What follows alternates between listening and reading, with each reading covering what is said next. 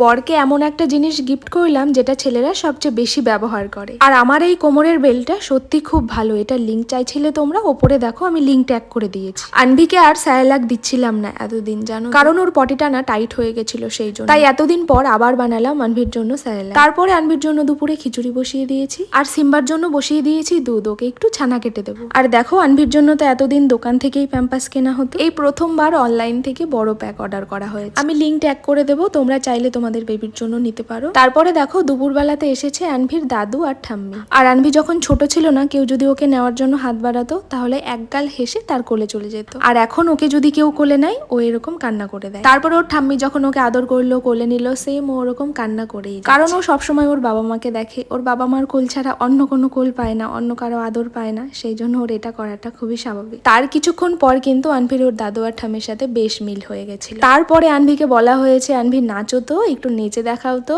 এত নেচেছে, এত নেচেছে, ওর দাদু আর ঠাম্মি পুরো হাঁপিয়ে গেছে। যাই হোক, আমার মেয়েকে সবাই আশীর্বাদ করো আর ভালোবাসা দিয়ে ও যেন সবসময় ভালো থাকে আর সুস্থ থাকে।